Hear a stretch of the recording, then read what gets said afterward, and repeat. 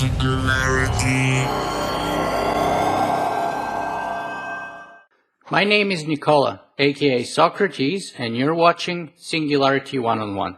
Singularity One-on-One is a regular podcast feature of Singularity weblog, where you can go and listen to it or download it in full. If you guys enjoy the show, you can help me make it better in one of several ways. You can leave a comment on the blog. You can leave a comment or like the video on YouTube. You can also make a donation. As always, I will be the man with the questions. And today, the woman with the answers is Dr. Natasha Vita-More. Dr. Vita-More is one of my most regular and most popular guests, and the reason for that is actually very simple. She has been around the forefront of transhumanism for a very long time, and quite often she's one of the people pushing it forward.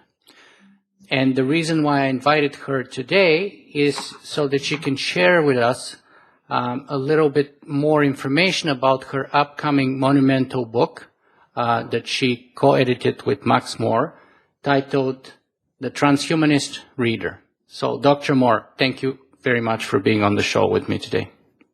I am delighted, as always, to be on your program. It's one of my favorite, and I think that you have the insightful ability to really touch on the nuggets of important ideas. So thank you for inviting me. The pleasure is entirely mine, and I have to say I'm very much looking forward to your book. So let me start our conversation today with asking you, first of all, can you tell us the full title of your book, and when is it going to be available to be purchased by all of us who are looking forward to it? Can you see it? Here's the cover. The Transhumanist Reader. Yes, it's called The Transhumanist Reader, Classical and Contemporary Essays on the Science, Technology, and Philosophy of the Human Future.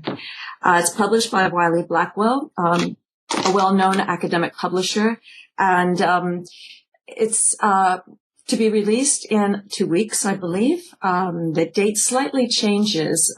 Publishing, as you know, is a very rigorous industry, and sometimes you have to go with the flow a little bit, but we've been waiting for it to come out. So any week now, we're hoping. You can download it for Kindle, certainly now, and that has been available for the past, I think, 2 weeks. So Here we go. We're off and running. Wow, I was not aware of that fact. You see, I have a Kindle and I would have bought it already if I knew. But on the other hand, to tell you the truth, books like that, such substantial books, I actually am kind of a little old-fashioned, so I actually like to have the hard copy of it. You know, me too. I love the feeling of this. It's solid. It always feels good in the hand. And I think that even though those of us who are really excited about emerging technologies and what they have to offer in making our lives more immersive, we still like the feel of a book. So, but I guess the feel of a Kindle is pretty nice too. Well, I like the feel of the book. I even like their smell, for God's sake, but which is probably leaden. It's probably poisonous for me. But let me ask you this. It looks like it's a very substantial book. I mean, what is it, 400, 500, 600 pages? Yes, exactly. I'll tell you. It is exactly, without the index, without counting the index, it goes to 453 pages. Mm-hmm. And then we did include an index. Wow. So for somebody who, like me, has been looking forward to get a transhumanist book like that for quite a few years now, and I admit I haven't had the pleasure of reading the book just yet, but I will do so as soon as it becomes available in paper. Tell us, why did you decide to put together the idea and start the process of creating such a humongous book on transhumanism, of all the topics that you could have written on? I saw a gap, and that gap needed to be filled. To start with, I suppose that as a culture and as a society, my view is that we need to take a more deliberate approach to the issues that we face as a society and as a species. This book provides a collection of seminal essays that can be used as an excellent resource for those who want to learn more about the ideas of the future, and specifically the sciences, technologies, and the philosophy of transhumanism, and the arguments as well.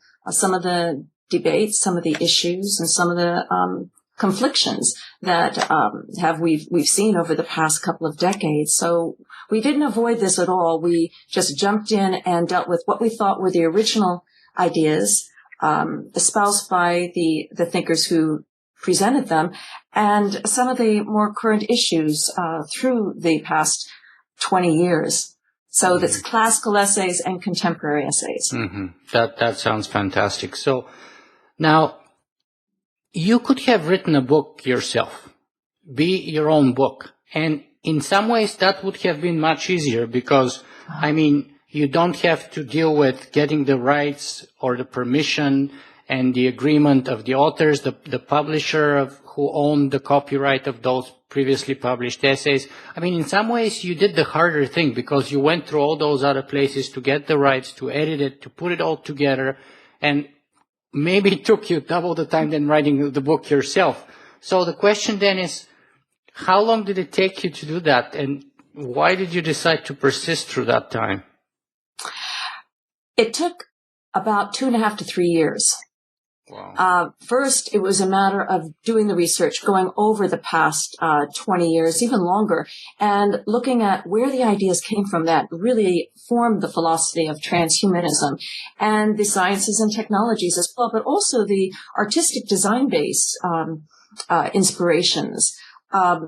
So we first had to think about the scope of it, and then we had to consider who the thought leaders were and continue to be.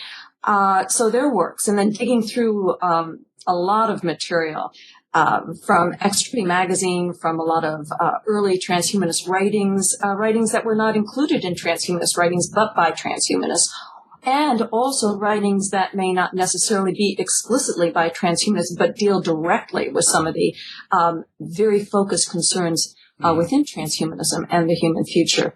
So that was the first bit of research. And then when we honed it down to the specific authors we wanted, there were so many, and we had to even hone it down further to 41 authors, which we have in the book, and to make sure that their essays were in fact seminal, and that newer essays that aren't part of the classical collection, the contemporary essays, really deal point on with the issues as they stand today, linking them to the historical seminal essays. So that took a considerable amount of work.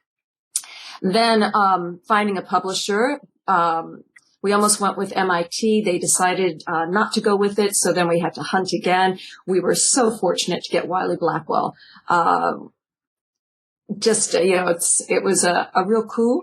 But I think, and they agree that it's a good book and substantial, and I think they're very happy with it. In fact, I know they are. So that makes me very happy.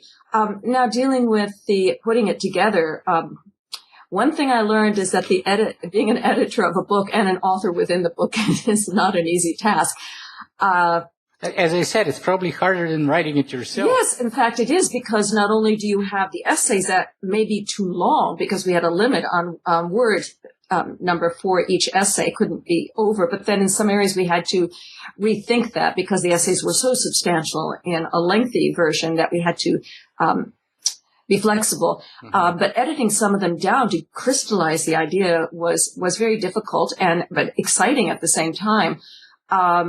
Getting rights, if the papers had been published elsewhere in another book or journal, you have to get rights. An author oftentimes thinks that he or she owns the copyright material because it was written by them. But once it's published by another publisher, no, you relinquish your rights. So we had to deal with some situations there that were time consuming, sending letters back and forth, even to remote areas in Russia or the Netherlands. But we finally pulled that together, and I think it's a substantial body of work, and because of the quality of writing and ideas that had already taken place. Yeah, and you said you had 41 authors there. I kind of looked through the contents online, and I see, if I'm right, there's like 42 essays grouped and divided into 9 separate parts. But tell us a little bit more about the backgrounds. I mean, it's obviously a very diverse group of people. 41 people in the same book. That's as diverse as it gets, pretty much. So who are those people and why did you choose them? Well, I don't think you want me to go through every single name. Yeah, okay, just give us, I don't know, a few. Okay. 2 or 3 maybe. I don't know. Sure. Well, some of the key thinkers, Marvin Minsky, Werner Vinge, Ray Kurzweil, Anders Sandberg, Rachel Armstrong, Laura Beloff, Roy Ascott, going back to Sasha Chislenko, who is not around today, including ideas of FM 2030, who formerly known as FM Sfondiari. I think that once you take a look at the authors, you'll just go, wow, how did they all get in this book? I mean, it's, Michael Rose, I can go through quickly. We have from just dealing with ethics, Rice and Tensha and James Hughes, Nick Bostrom, to thinking about the singularity, which is Vinge and Kurzweil and David Brin and Max Moore, of course, who is a co-editor with me, dealing with specific issues of human enhancement. Andy Clark and Andy Maya, well-known academics in their respective areas. Nanotechnology, Eric Drexler and Robert Freitas, Ralph Merkel. Economics and understanding idea futures, Robin Hansen. Uploading, Randall Cohen and Andrew Sandberg, not to mention Hans Moravec.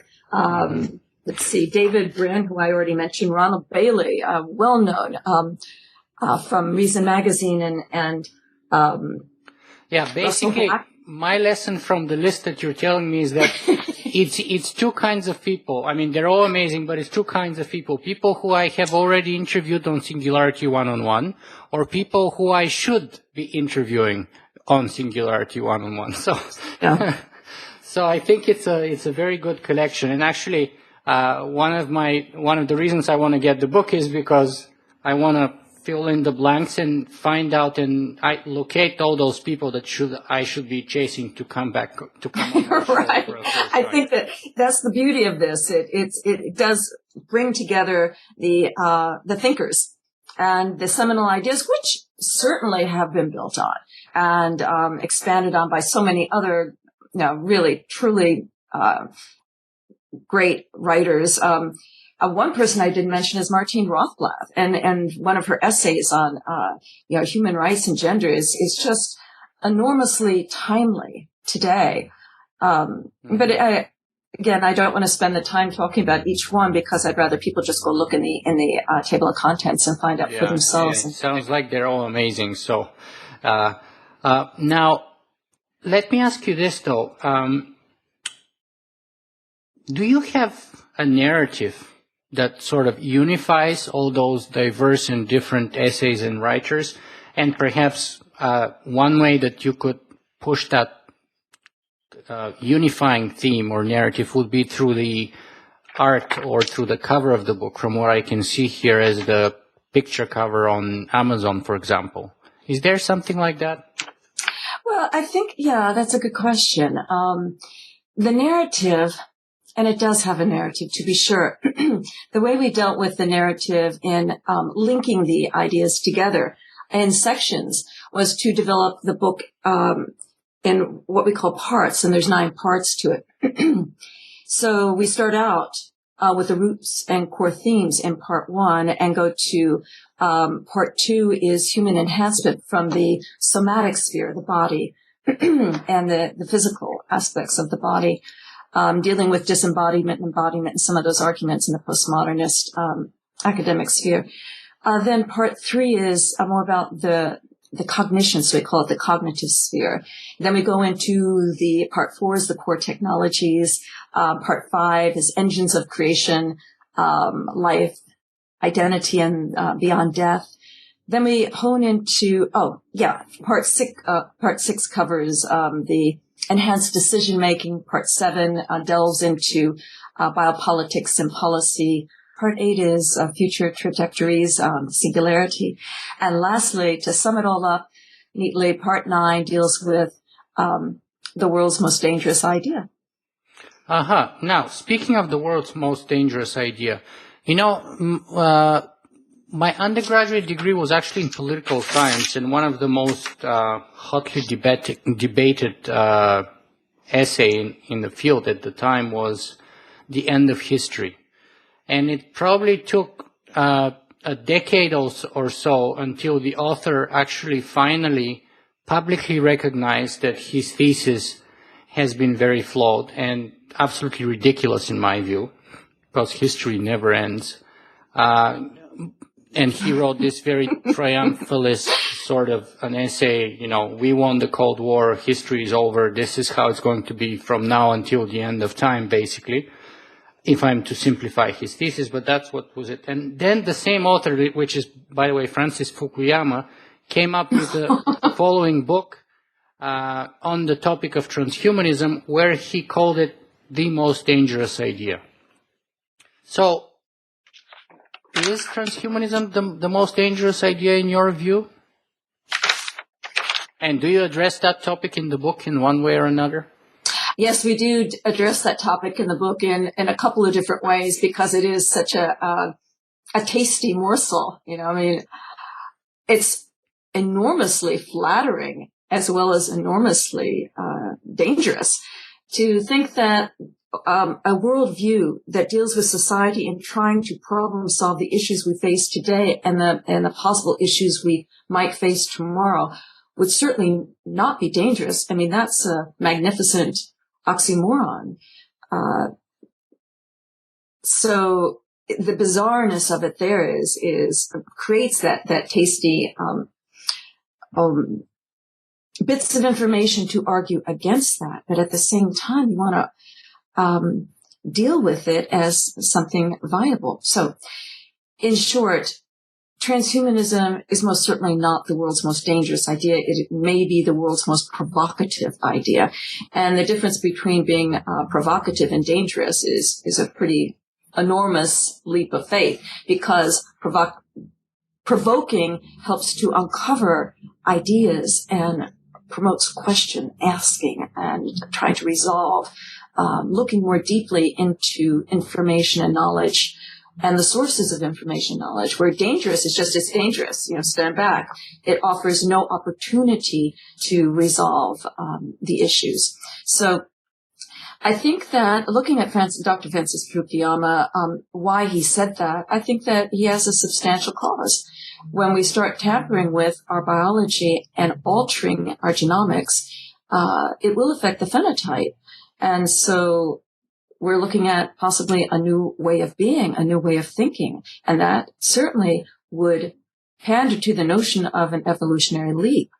However, it's going to happen anyway, most likely. So it seems that the transhumanist approach is the only approach from a particular theoretical and philosophical point of view that delves into these issues and tries to find answers by asking the important questions. So in that regard, it's not dangerous. It's provocative and meaningful indeed. But we have to listen to these people. We have to pay attention to what they're saying, because, it says, keep your friends close and your enemies closer. I certainly don't consider him an enemy. I don't believe in that type of drama. But I do think that those who are opposed to transhumanism or the human future have important concepts for us to listen to. Mm-hmm. I interviewed Dr. George Church a few weeks ago, and I asked him that same question, and I really love his answer. And he said, inactivity and complacency are the most dangerous ideas. Yeah, absolutely. So maybe Dr. Francis Fukuyama could have said, transhumanism is provocative, but really the most dangerous idea in the world is stasis. Yeah, because everything that's static is pretty much, that's death. That's pretty much the end point. So, yes, growing is always dangerous. Going into puberty, coming out of puberty, becoming adult, those are all dangerous transitions. But it might be the moment that humanity is coming of age now, and yes, it's dangerous, but the alternative is no safer in my view. Now, perhaps is that the reason, or is there the trend that transhumanism hasn't really entered the realm of academia yet? High school, colleges, universities. I mean, even when I was in university and I wrote my master's degree thesis, I did have a lot of pushback and a lot of resistance, and I barely passed it. I mean, I passed it with the lowest passing grade, which was a B+, which was my lowest grade at almost ever at that time. And I barely passed it, as I said, right? So I found a lot of people perceive that both transhumanism and the singularity as fringe, extremist, unlikely, almost impossible, almost fairy tale-ish ideas. What do you think of that? Well, first off, transhumanism is part of academics today. And this change has been happening slowly but surely. But my evidence here is that I get 1 to 2 to more, at least 1, usually 2, if not more, emails a week from students working on their master's thesis or their doctorate, and even high school students asking about transhumanism or asking me personally about my own work, primo post-human, and my views on, the future body design. So it's there. They want to know. And so it was very difficult to get transhumanism into academia because academics has been pretty much steered by a postmodernist agenda for quite some time now. So, and the postmodernist agenda has had some concerns about transhumanism, but that's a whole other issue. I think we covered in the book pretty well. So once we've moved out of that realm and said, look, we're here to stay, and even Catherine Hales, who's such a well-known theorist in literary studies and author of the book about post-human condition, Are We Post-Human? So she offered an invitation to us, unbeknownst to her, of course, because once you start turning against something, it causes people to want to even fight more for it or to unveil what the conflict is. Transhumanism has proved itself that it's here to stay. It is a solid philosophical worldview. It is not only that, it's combined of multiple theories on science, technology, philosophy, ethics, dealing with actually the engineering of the human, the core technologies, nanotechnology, biotechnology, information technology, cognitive science, neuroscience, and the whole realm of how this is affecting us. So because transhumanists are pretty much experts in these areas, and these areas have been brought out into the mainstream because of technology advancing. Mm-hmm. We rode with it and steered it, and were passengers at the same time. So it has entered academics. Now here you're absolutely correct.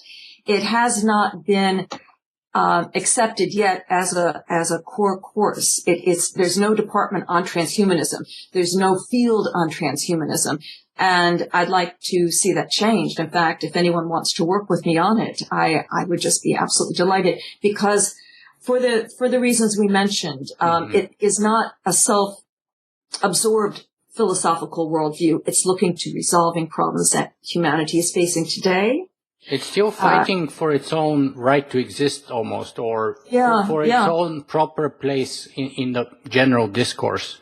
And some people may say, why? Who cares about academics? Why do you want to be there? Well, granted, that's a very good question. And transhumanism certainly doesn't need academics. However, academics are here. People need to study. We need research. We need to be able to articulate ideas, research them, write about them, produce projects on them. And where do we do that? Usually in academic institutions. Certainly there are other places like Google or, different laboratories. And academics do have impact. Academics do have a big impact on things like policy, government policy. Yes, I mean, Francis Fukuyama is a case in point here. Probably not a very good example, not a positive example, but certainly he had substantial influence on certain government policies. And they're also the ones who are the intellectual parents of the next generation, if you will. So they play a very important role to permeate those ideas, or at the very least discuss them. And I'm happy. I was doing my master's 4 or 5 years ago, so I agree with you that perhaps for the last 4 or 5 years things have been changing much for the better. Unfortunately, at the time I was there, I didn't benefit from it because it was still very much a fringe idea, at least in my university. But let's say that it's coming out of age and it's becoming more and more popular in the academic realm. So what departments do you think your book will be, useful for as a study guide or as a study tool for the education of the next generation? Definitely in philosophy, definitely in sciences, both the hard and soft sciences, social sciences to be sure, because it's about trends and how society adapts. The hard sciences to be sure, because it's dealing with the issues surrounding the hard sciences and engineering. That department too, looking at technological advancements. And the intersection between technology and human biology, and the intersection between technology and human nature. So hard science, soft science, philosophy, technology, literature. I think that literary studies would benefit from this book enormously, because the narrative deals with the scope of literary findings. The arts and humanities. In the arts, certainly digital art, electronic art, because those artists are using the tools that we're talking about in the book. Bio art and biological art, because some of the essays are dealing explicitly with the use of technology and biological organisms. Art theory and art history, to be sure, because much of the interactive design with HCI stems from cybernetics, and we talk about cybernetics in the book, and the history of the transhuman coming out of cybernetics from the cyborg perspective into the transhuman. Gay and lesbian studies, because of the issues dealing with identity and body and human rights and morphological freedom. Ethics departments dealing with ethics and rhetoric, perhaps. I'm not sure about rhetoric, but definitely ethics, because we're honing in on the ideas and the arguments. Let's see. I think that basically. So it's transdisciplinary. Absolutely, yeah. The ideas have such huge implications for everything, be it philosophical, economic, futuristic, technological, you name it, artistic, social. Gender related, so I think pretty much, I personally believe very much that it would be beneficial for all fields to be aware of those ideas, to discuss them, at the very least to consider them, and raise the questions or confront the questions that transhumanism poses. Now, speaking of those questions, one of the most common pushback or criticism of transhumanism usually comes in the form that, people who embrace transhumanism risk losing their human nature, losing their own humanity, or leaving it behind in one way or another, and embracing machineness or something like that. So what do you see?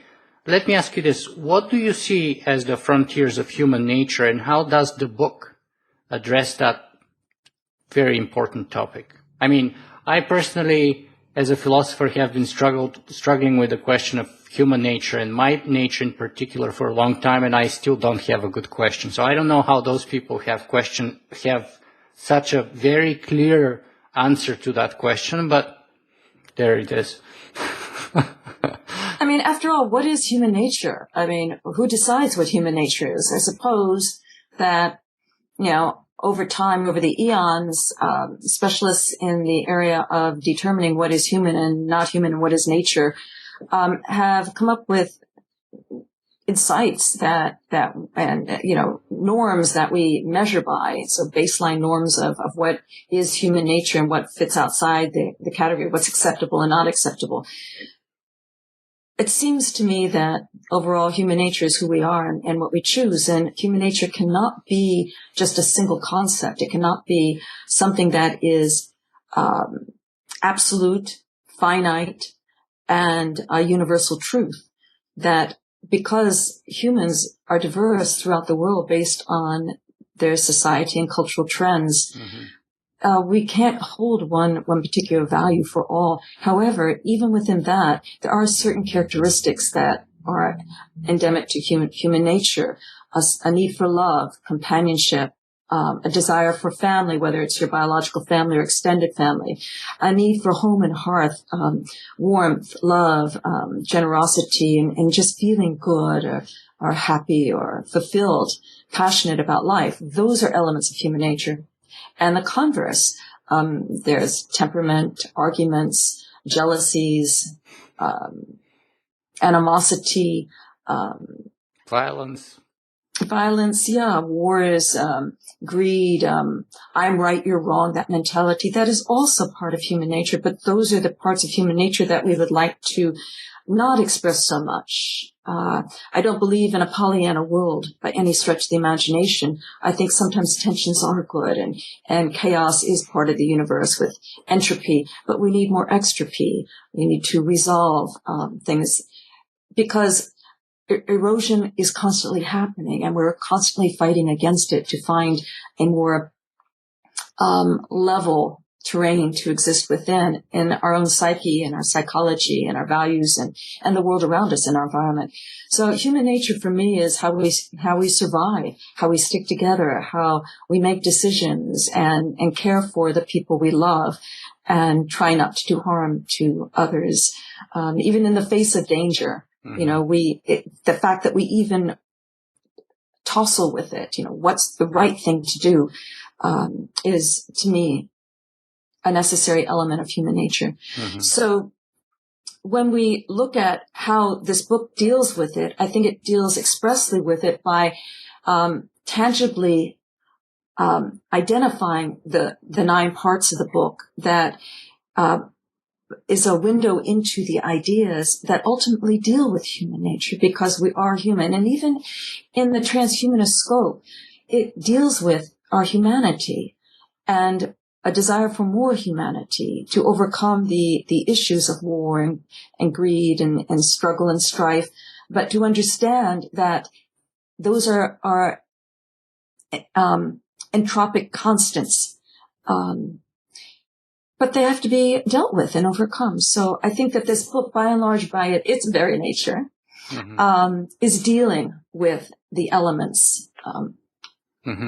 For me, I always, when I'm in conversation with people who are unfamiliar with the term, I always try to stress the human nature, the humanist nature. I always try to say transhumanism is humanism. It's just another step of the next step of humanism, the future of humanism. Because we're not leaving the best of us behind. In fact, we're carrying it forward and we're improving on it. And as far as human nature, I like personally Kevin Kelly's take on things, who says that in his book, What Technology Wants, he says that we are a process. We're not an end point. We are a process, ongoing process. That's why I'm always confused even about my own human nature, let alone anybody else's human nature, because I am different on different times of the day. I am different on different days. And yes, there is some kind of a commonality and common thread. But you know what? I don't think I can really encapsulate that as a substance over time, which is, unchangeable and which is definitely my nature or my human nature. So I personally, that's how I've come to view it. But the next topic that is probably the second most discussed one after the nature argument is the one about the body.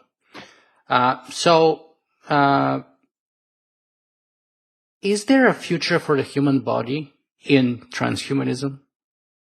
Definitely. By the way, Kevin Kelly wrote a beautiful endorsement for our book. So I'm glad that you brought him up because he's someone I have enormous respect for and admiration for. He's one of the uniquely creative thinkers, original thinkers around. So I was very pleased that he endorsed the book. Usually when people think about the future of humans and transhumanism, it's tied to an argument by the postmodernist agenda that the future human will be disembodied, that we won't have a body. And that's linked strongly to Hans Morvik. Well, Hans Morvik is in our book, and I can attest to the fact that that's not the transhumanist perspective. The posthumanist perspective is far more concerned about personal identity and sustaining life. So if the issue here, the underlying issue is sustaining personal identity, your person, your consciousness, who you are, over time, and looking outside of biology, then what comes to mind is, well, what would we exist within if we're not biological? What is the transhuman? What is the posthuman? So the transhumanist perspective on this is saying that we will start untethering ourselves from the strict architecture of, or blueprint, let's call it, of biology that has a limited lifespan, a predetermined lifespan. No human has lived beyond 122 years, Jean Comey. That 223 could be the maximum anyone has lived. So that's it. So if we want to extend life and prolong ourselves, our sense of self, our identity, our personhood, how would we do that if our biology is limited? And the answer there would have to deal with building new types of bodies that are more sustainable. Also re-engineering the blueprint of our genetics. So those two can work together. So if we prolong life by finding out what causes aging and reverse that, or slow it down and look at death as a disease rather than an endpoint, then we can start looking at, okay, so for prolonging life, slowing down the aging process, what else is there? We don't need just one solution to the problem. That never works. We need multiple scenarios, backup plans. So the backup plan that I came up with was a future body design that would work immersively with the biological and a semi-biological body, but take it into the next steps. So that's a whole body prosthetic. So the whole body prosthetic works with biology, but it also works with computational systems if indeed we do become uploads or a whole brain emulation. And as Randall Cohen calls it, substrate independent minds. So the prima posthuman is the transhuman in transition to becoming maybe non-exclusively biological or non-tethered to biology. But biology can always be an option. It's just not one size fits all. That we have to start thinking about staying alive and what type of vehicle can we best stay alive in. It may end up being totally biological if we can intervene with biology through nanomedicine and nanorobots and artificial general intelligence and actually reversing aging on the genomic scale. So, but we still need a backup body. And my strongest view of this is that even today we don't have a way to back up the brain. So we're so fragile. We're in these biological bodies and we use computers and we back up our computers, but we don't back up our brain. And that was the impetus behind my designing a prima posthuman, which is now called a platform diverse body. So if we do become posthuman, the argument is that we would be disembodied. And I debate that argument because there is no way that even if we're a computational mind, a computational entity or agents of intelligence, we still need to form our reasoning, our logic, our creativity, our conscious. We still need to form our understanding, our reasoning, our perceptions, our cognitive properties within some kind of a system. And let's say it's a computational system. We're a series of computational codes. They still need to form together as a system. So, in that sense, it becomes disingenuous to proclaim that in the future we will be disembodied, we'll be just brain, heads in a vat or, brains just floating around, cells everywhere. They have to form together. in some kind of vehicle. Now, we don't know what that vehicle will be, but it will be a body. And so I say that we'll always have some type of body, but the very notion of the body would have to be redefined. Mm-hmm. Yeah. So there would always be one kind of a hardware or another. Now, this actually kind of connects to the previous question about human nature, because the two most common arguments that I usually meet against transhumanism and the proponents of, you're losing your human nature usually embrace one of two things. The religious ones usually embrace our soul as being our human nature. So you're going to lose your soul. Okay, you're going to live forever, but you're going to lose your soul or something like that. And then the non-religious ones say that, okay, but your human nature is your physical, biological body. And if you leave that behind, then again, you're losing that human nature. So that sort of connects very much with the previous conversation that we had on human nature. Descartes always wiggles his way into the conversation, doesn't he?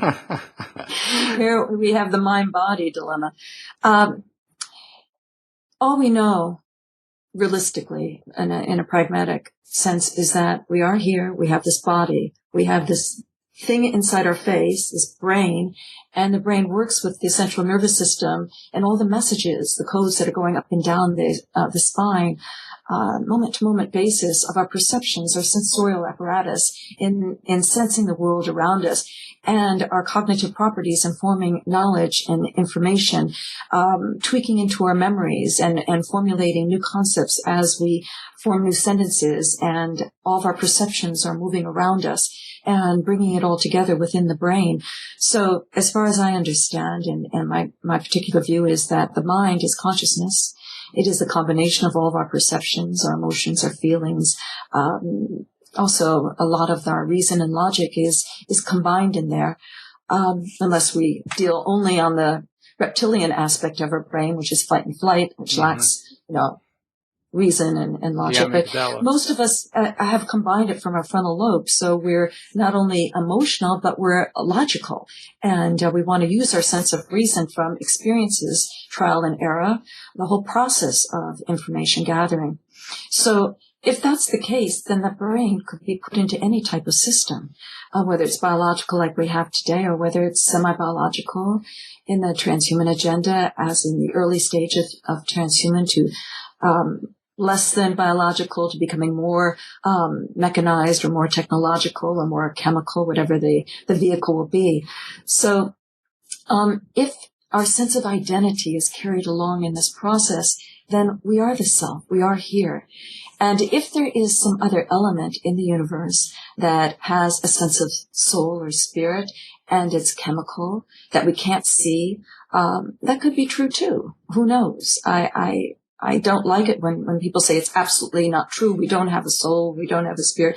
But mysticism and magical dreams need to be thought out as other types of narratives. We can combine them in mythic lore, but we can't totally depend on them. There's something that has been a narrative in humans' historical beginnings from the early Lascaux cave paintings. There was implemented projections of the future through the visual imagery outside oneself. But we do seek outside ourselves all the time. But does it have to be a soul? Can it just be us seeking outside ourselves through our perceptual apparatus? Yeah, that's a great point. I personally, I'm not really 100% an empiricist, but when it comes to matters such as the soul, for example, I am very much an empiricist. Here's my opinion is there's no evidence on it. Give me the evidence, I'll change my mind instantly. That's basically my take on it. But there are some people who say there is evidence. They truly believe that there is evidence. Yeah, I've heard some of those people. I am unconvinced. I haven't seen anything yet that has convinced me of that. Yeah, do you have anything to propose? No, I think the only thing that I would have to propose is the enormous commitment of people to blind faith. You turn on the TV in the United States, I don't know how it is in other countries, but on Sunday, you'll see hundreds of thousands of people coming together to be told that some entities, created agent, the earth in 6 days. will magically improve their life through a collective prayer. And that may be so. I don't know. No one knows. But it seems pretty strange when you dig more deeply into who these people are that are professing this and what they have to gain. And usually it's a hell of a lot of money. Yeah, So, you're much nicer than me. I'm much less scrupulous and much more cynical about that whole religious thing. And I mean, the latest big time news and big hoopla around the next pope, right? So how do you feel as a woman about a 76-year-old celibate man telling you what you should or you shouldn't do with your own body?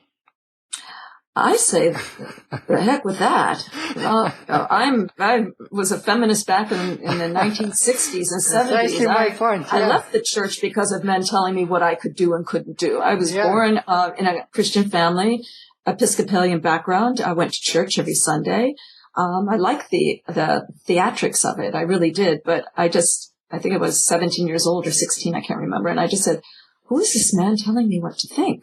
So I went on my journey of looking for truth and knowledge, and fortunately explored many different cultures, lived with different cultures throughout the world, and explored their particular belief system across the board in spirituality. And I've developed my own sensibility about it, but I think it's important not to discount other beliefs. I mean, just check it out, see what they're doing, so then you have more of a rigorous understanding.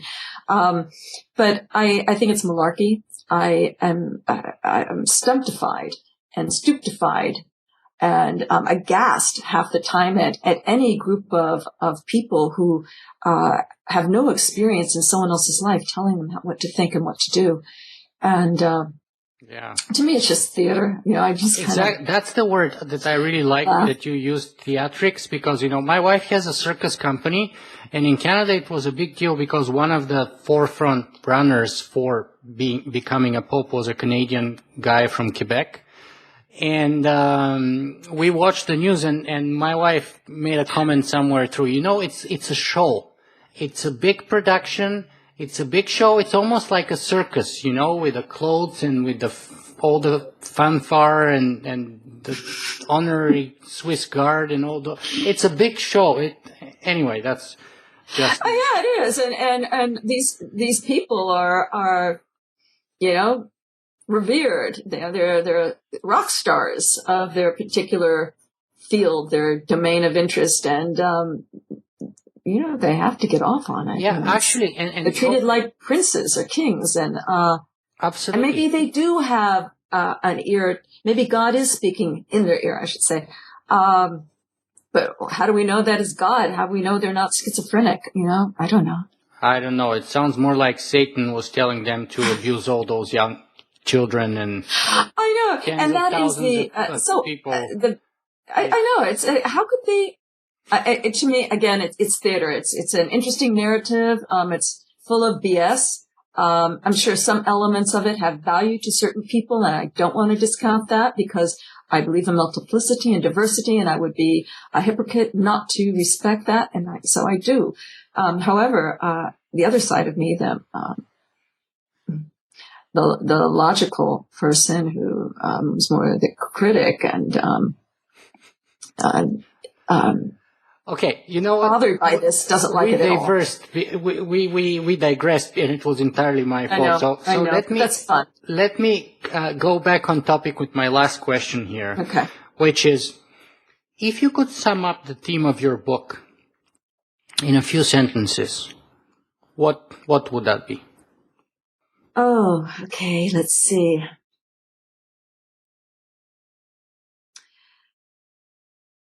A general overview, I think, has to relate to the core of the worldview. And that is, it's a self-directed aim for well-being over the long term. A desire to delve into who we are, where we're going, and how we might get there. In considering the role we play and the environment we live in, and just trying to offer something meaningful to people. Mm-hmm. Dr. Natasha Vita-More, thank you very much for spending time with us today. Oh, thank you. It's always a pleasure.